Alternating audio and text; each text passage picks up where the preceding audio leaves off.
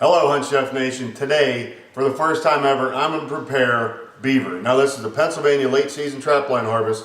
We've got a hind quarter, front leg, and a piece of backstrap here. So we're going to take a taste test with the backstrap because I've personally never eaten it. And just like the coyote, I want to see what I'm dealing with before I go through the rest of the recipe. But today, we are going to take these vegetables into the roasting pan, get some color on them. We're going to season the legs, get them in there, get some color on them. Now we're going to top it off with some red wine and some chicken broth. And then to round it all out, we're going to make some great buttermilk mashed red skin potatoes to complete our dish. You're watching Hunt Chef on Mountaintop Outdoors, and remember, always eat what you kill.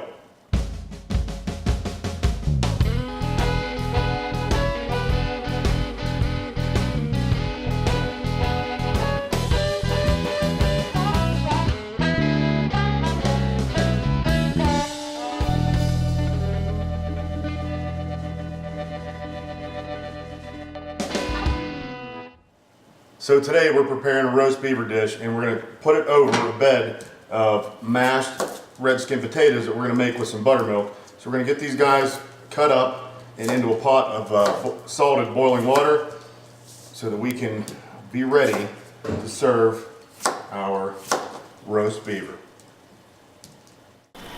We've got our pot of salted boiling water, and we're going to slide our red skin potatoes right in there. And there's another pinch of salt on the top. And in about 25 minutes, we'll be ready to drain them, add the buttermilk, the final seasonings, and have them underneath a bed of roast beaver. So we've got our beaver backstrap here. First time ever working with beaver. It's really pretty clean already. Super lean, no gamey smell at all. We just got a little bit of silver skin on the backside here. I'm going to trim off some of this. It does look like it's a little strong on that on the silver skin. And then we're going to cut a couple of medallions, hit them with some Stonehouse grill rub, and saute them and give our first taste of beaver backstrap. So right now we've cleaned up some of that backstrap, and I have 6 little miniature beaver filet mignons. And I've got some of my Stonehouse grill rub here, and we're just going to season them a little bit. I don't want to take away or mask any of the natural flavor that this meat has, because I really want to see what I'm working with. So we've got that on there, and we're going to take it back here to the range. We're going to give it a sear on each side, cook them just maybe a little bit past medium, and then we're going to have our first taste of beaver backstrap. So we're getting ready to give our beaver backstrap filet mignons a little sear in the pan here. Just put a little bit of vegetable oil in there, work that around, give us some good coverage. Now, we're going to start with the seasoned side down. I feel like these guys are going to shrink up on us a little bit just by looking at the muscle structure. But we're going to find out they're going to be some tasty little niblets, I have a feeling. All right, our beaver backstrap medallions, these beautiful tiny little filet mignons, I think they're ready. And we're going to get them on a plate here, and we're going to give them a try. I can't even tell you how tender that morsel is. Oh my gosh, so mild. Hey.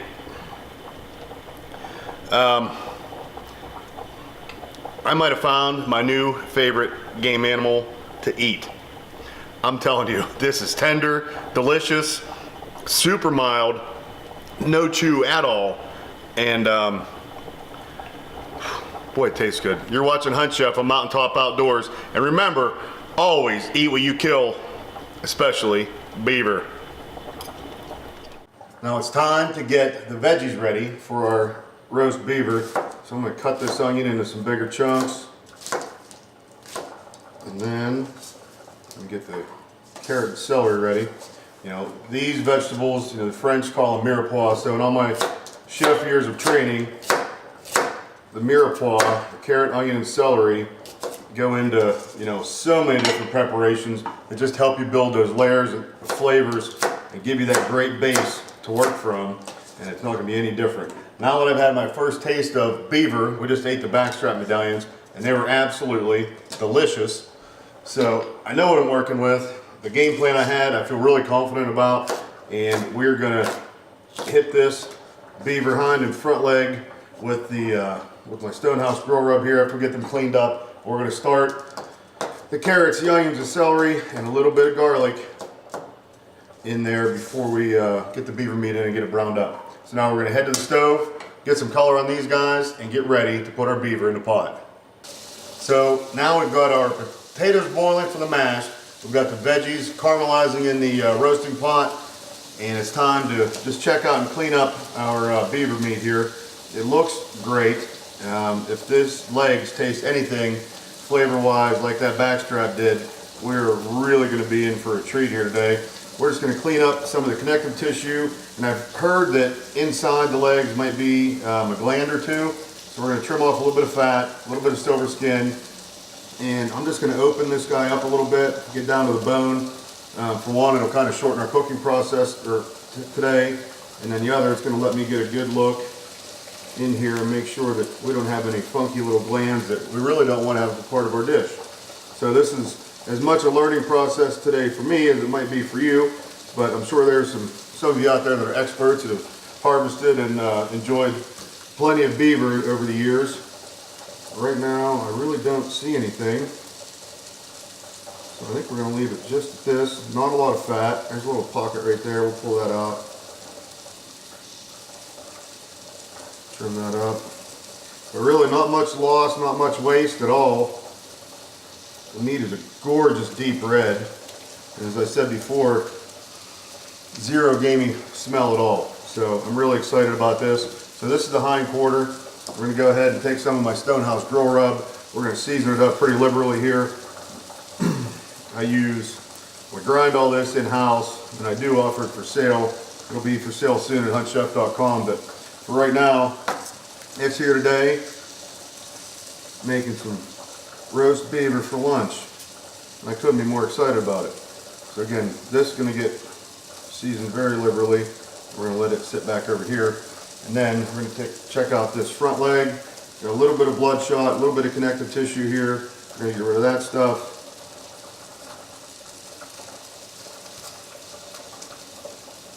Trim it all up and get it ready for the pot. Now we're ready to take this cleaned up and seasoned beaver hind and front leg over back here, and we're going to take the veggies out of the pot. They've got a beautiful caramelization color on them. Take them out, put the meat in, brown it on both sides, and then we're going to put it all back together, top it with the red wine, top it with the chicken broth, and let it roast and simmer in there until it's tender and delicious. We're going to lay these guys in here and get them browned up nicely. We've got beaver in a pot. Now we're going to take a little bit of fresh thyme just to get some aromatic herb flavors in here while the beaver's browning. And in about 10 minutes, I think we'll be ready to turn these guys. After another 10 after that, we'll be able to put the veggies back in. We'll top it off with the red wine. After that cooks down a little bit, we'll hit it with the chicken broth, a little bit more salt and pepper, and then we're going to let them cook until they're tender and delicious. So our red potatoes are boiled, they're drained, they're good and dry, and they're still steaming hot, which is what we want. We're going to add some butter to these guys because we're putting it in first because we want to get it melted while they're still as hot as can be. Probably a couple more pieces. 1, 2 more. Perfect. Now I'm going to go in with, we've got some kosher salt here, a couple nice pinches. Looks great. Now we've got the monster mill. We've got the fresh ground black pepper. I think that's just right. And now, we've got one of my favorite ingredients from growing up with my granddad, buttermilk. And it's one of my signature dishes at the restaurant, are buttermilk whipped red skin potatoes. We serve hundreds and hundreds and hundreds of pounds every week. And everyone enjoys them. So now, really rustic dish. We're going to have our roast beaver. So I'm just going to mash these guys up with a spoon right here in the pot. Just smash them down. Last summer we did a dish over the campfire. I made some buttermilk whipped potatoes for that. And we cooked them in the cast iron right over the fire. They were absolutely delicious. They look wet right now, but as the starch continues to develop, it'll all come together in a beautiful smashed up puree.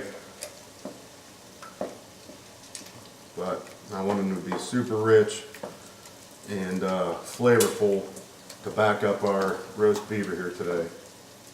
So we've got one side, I think, browned just where we want it on the, oh yeah, I hope you can see that with the camera there. Really nice color. That's just gonna build more and more flavor in the dish. And now the big guy, just about as nice. So we've got about another, probably 7 or 8 minutes letting these guys brown. And then we're gonna put the veggies back in, the wine, the chicken broth, and let her roll.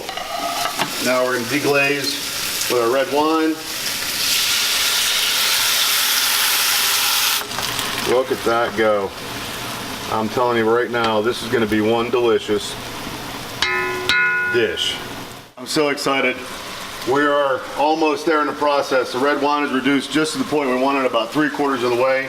So now I'm gonna go into about 1 quart of homemade chicken broth. All around. And then a little bit of lemon, just to brighten things up in there some, because we've got a lot of deep flavors going on. So a little bit of lemon, pinch of salt all the way around, a couple more twists of black pepper,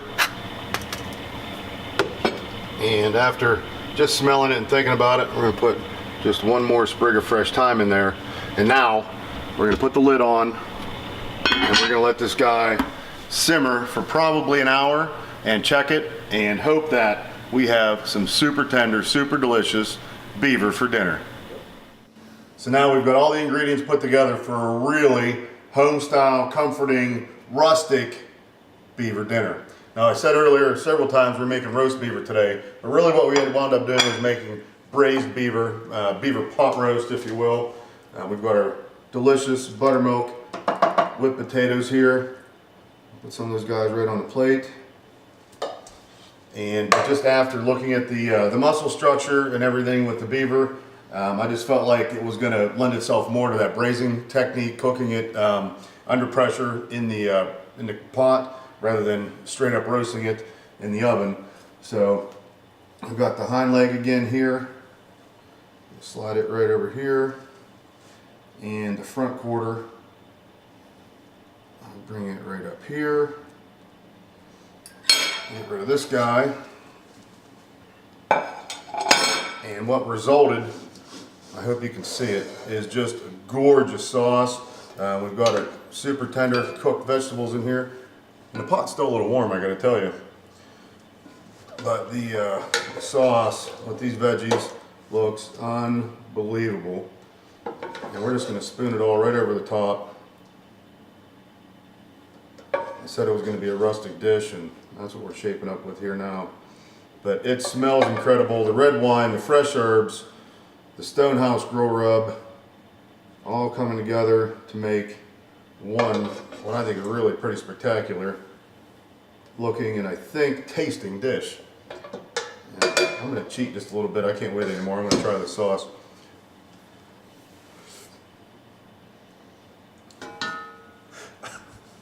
The red wine, the carrots, the fresh thyme, and certainly the beaver, that is lip smacking good. We've got some fresh Italian flat leaf parsley here. We're just going to dress this guy up with a little bit to finish our dish off. You know, remember we put a little bit of lemon in the pot with this earlier as well to brighten these flavors up. And you don't taste it, but I know it's in there, and it has certainly started to shine through. And of course, a dish like this, we've got to celebrate with a little bit of red table wine. I think we can bring it all together really well. You're watching Hunt Chef on Mountaintop Outdoors. This is beaver. Eat what you kill.